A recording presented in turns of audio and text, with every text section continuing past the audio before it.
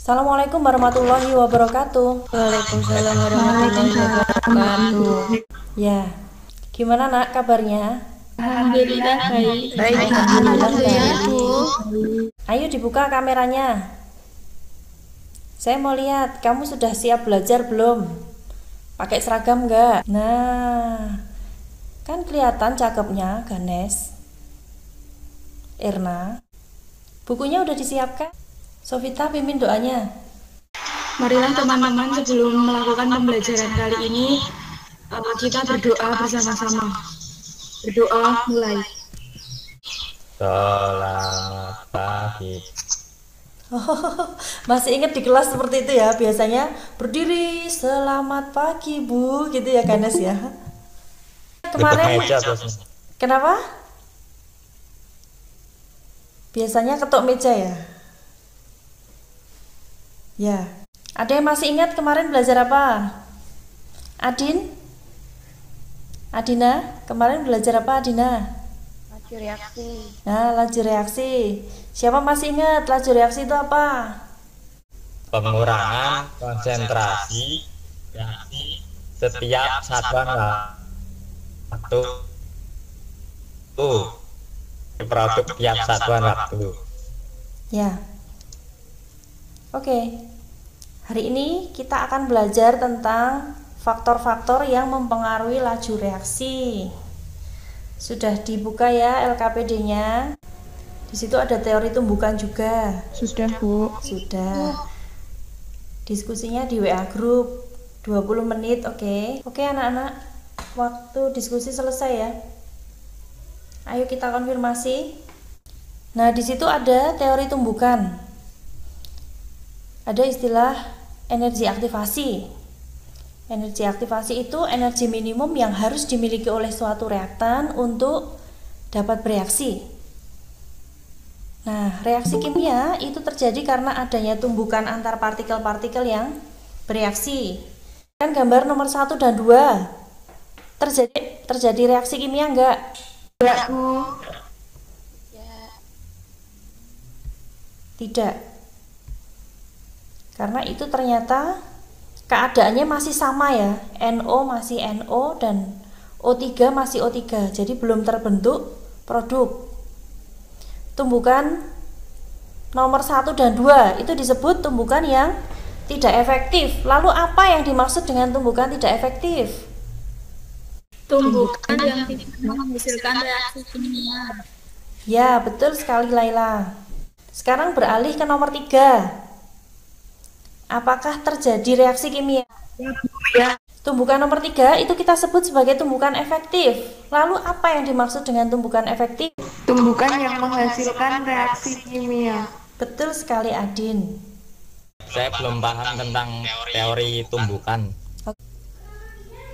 Ini sebagai reaktan. Jadi reaktannya awalnya seperti ini. Orange dengan kuning, sementara hijaunya sendiri. Yang saya harapkan, misalnya kita harapkan ini nanti gabung dengan kuning. Yang kita harapkan seperti ini. Maka yang terjadi, kita harus ngapain?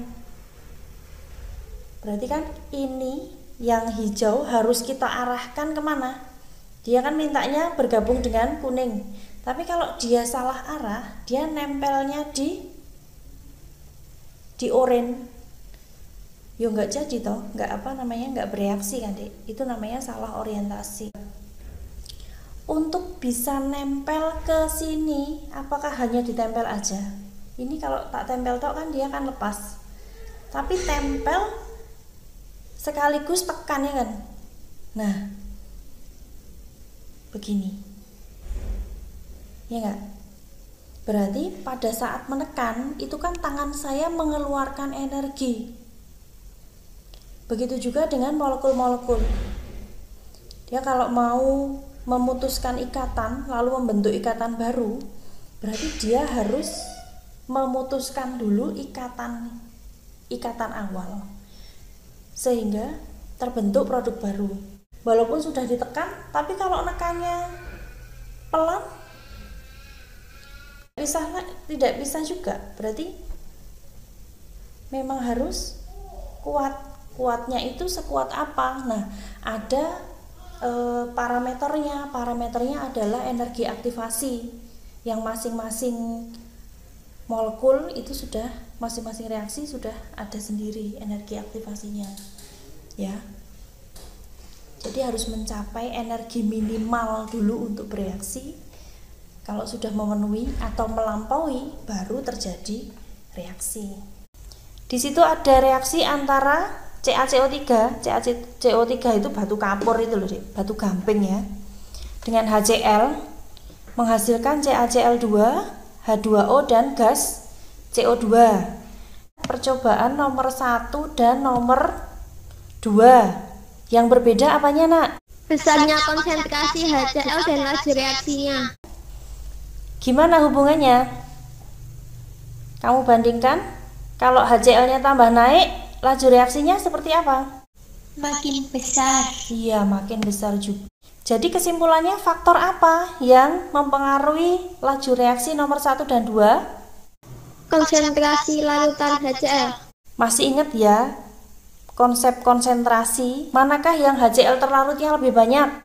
Yang 1 molar apa yang 2 molar? HCl 2M. Ya, yang 2M. Sekarang gimana hubungannya dengan teori tumbukan? Manakah yang tumbukannya lebih banyak? Ya, yang konsentrasinya lebih tinggi. Betul. Kenapa? Jarak antar molekul semakin dekat sehingga tumbukan lebih banyak. Ya.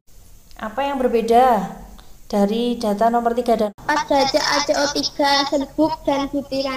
jadi yang luas permukaannya lebih besar yang mana? Serbuk atau butiran? Serbuk. Ya, berarti faktor yang mempengaruhi laju reaksi pada nomor 3 dan 4 tadi apanya?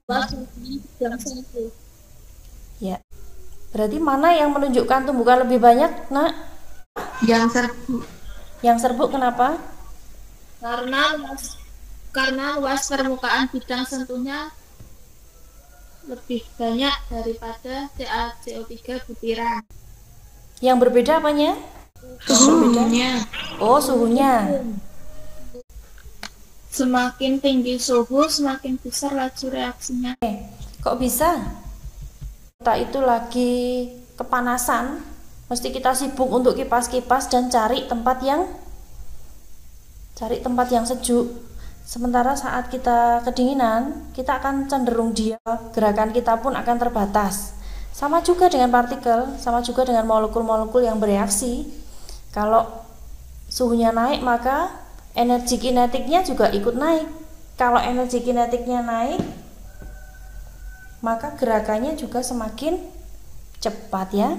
Perhatikan gambar 11. Energi aktivasi manakah yang lebih kecil? Yang dengan katalis atau tanpa katalis? Dengan katalis, Bu. Ya, apa katalis bisa mempercepat? Karena mempercepat. Ya, karena mempercepat. Kok bisa lebih cepat? Kenapa? Membentuk reaksi baru bukan, Bu? Membentuk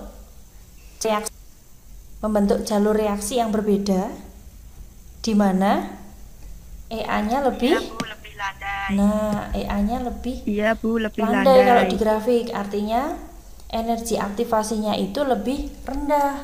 Kalau energi aktivasinya lebih rendah, maka reaksi akan mudah terjadi. Laju reaksinya semakin besar. Jadi kesimpulan yang saya dapat untuk Google Meet hari ini adalah beberapa faktor yang mempengaruhi laju reaksi. Besar kecil konsentrasi, lalu suhu, Bu. katalis. Ya. Luas permukaan. Nah, luas permukaan, betul. Tumbukan ada dua, yaitu Ya. tumbukan efektif dan tidak Betul efektif. sekali. Ini tumbukan itu ada dua ya. Tumbukan efektif dan tumbukan tidak efektif. Lalu faktor-faktornya tadi sudah disebutkan Anita, lalu disempurnakan oleh Laila. Seperti itu. Ya, begitu ya, Nak. Semoga kalian, ayo uji pemahamanmu di post-test. Kalian bisa akses di WA group. Tadi linknya baru saja Ibu bagi. Waktunya 20 menit ya. Nanti langsung keluar hasilnya, kalian akan lihat penguasaan materimu hari ini. Gitu. Jangan lupa belajar. Kita ketemu lagi minggu depan dengan order reaksi, masih di materi laju reaksi, tapi kita masuk ke order reaksi. Gitu ya. Sehat selalu ya. Ya. Ibu akhiri. Ya, Bu. Assalamualaikum warahmatullahi wabarakatuh.